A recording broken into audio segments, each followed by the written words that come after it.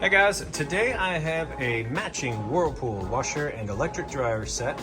And right now I've got this one going. It's moved past the sensing. It might still stop and add a little bit more water, but we're just about full submersion and it's getting started agitating. It'll kind of vortex those clothes down, in and around, and then back up on the sides. There's fins on the bottom of this agitator and it sucks them down along the bottom, and that's essentially how it gets clean.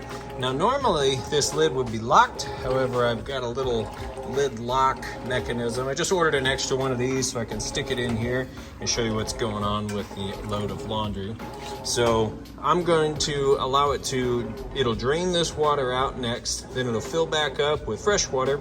So you'll be able to see that the drain works. Of course, it fills back up with water, then it'll agitate again in fresh clean water, and then it'll drain that out. Then we'll be onto the final spin cycle, which I'll come back for and show you is nice, fast, and smooth. These newer machines, part of the HE designation is how fast it spins, extracting more water out of the clothes. That way, it cuts your drying time just about in half from the older traditional washing machines. So I'll let it get going. Like I said, it might add a little bit more water. We just started in here. When you kick it on soil and deep water wash, you get more water usage, and this will have it take the maximum amount of time to agitate. So it'll probably sit here and go through its variations of agitating for another 30 minutes or so. And of course, I'm not gonna have a 30-minute long video, but that's, if I'd set it to extra light, you'd get kind of a quick wash. So just something to note about this. It designates slightly how much water it's going to use, but this mostly designates how long it's going to sit here and agitate during the wash cycle. So just something to note. Then you've got 5 wash temps here that you can control, and extra rinse options. So I could switch that to 2 rinses and get an extra rinse once it's all done.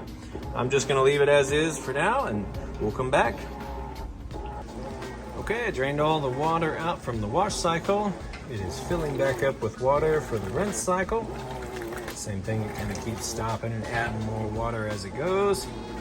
It'll rinse for a bit, and then I'll come back and show you that it drains and moves into the spin cycle. Okay, we are moving out of the rinse cycle now. You can hear it draining that water out nice and fast. Of course, it's going to drain all the water out before it spins. But from here, once the water's drained out, it'll spin, and I believe it goes through 2 or 3 spin cycles as the load gets extracted and the clothes get lighter. It spins a little faster. So I'm gonna allow it to spin the first time. We'll come back for the second spin, which will be a little faster. That way you can see it at its peak speed and get to see it and hear it. All right, we are top speed on that spin cycle. Got the drain kicked on, extracting the max amount of water out there. See it spinning super fast. And once again, you would not be able to lift this lid up. You won't be able to when you get it home, plug it in. I've just got that little lid lock bypass switch there, allowing us to see what's going on. But as you can see here, sounds great. Nice smooth operation. And it'll be done here in just a few minutes. We'll switch over to show the dryer. All right, we've got the washer cleared out, and it's all done. Now I've got those clothes moved over to the matching electric dryer. See, it's in excellent, you could call both of these like new condition. The dryer would actually be a little bit quieter if the vent hose were on the back. Right now we can hear the blower motor running pretty loudly, but that's muffled, and I wouldn't say silent, but it becomes just about silent once you put that flexible gray thing on the back. So something to take note of, it just sounds a little bit loud right now. It's because I don't have any hose to hook it into. But I will show you that it is in fact heating like it's supposed to. Right now I've got it set on time dry, high heat setting.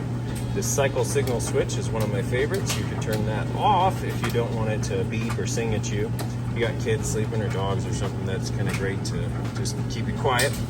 And you also have an air fluff no heat setting, so it actually puts you at 4 temperature controls here. If you had something super delicate, you could also just switch this down to low right now on the time drive, or you could put it on automatic and just kind of let it rip, do the thing. Anyway, you've got the lint trap right here. You can pull that out and change it every single load. You want to make sure that's nice and clean and cleared out. I'll grab my temperature gun. Right in between those two red dots, it's going to take a surface temperature measurement. We're a little more familiar with these things now. So it's about 78 degrees on top of the dryer. If I shine it on the concrete floor, it's about 73 down there. Go ahead and open this. You can see everything's tumbling. Now we're going to shoot it right inside the heating element tube. Super hot inside that tube right there. That in turn is going to heat the inside of your dryer up anywhere from about 95 up to 195. Just depends on how long it's been going, what your heat setting is at, but your heating element's kind of right back behind here. So this is the hottest part of the dryer right there. Air circulates and out right there, catches the lint, and it goes out, down, and out the back. And it's essentially how a dryer works. So we'll let that go ahead and finish up. I'll get these listed up for sale. If y'all have any questions at all, feel free to reach out. I do appreciate you taking the time to watch my video. Thanks, you guys have a great day.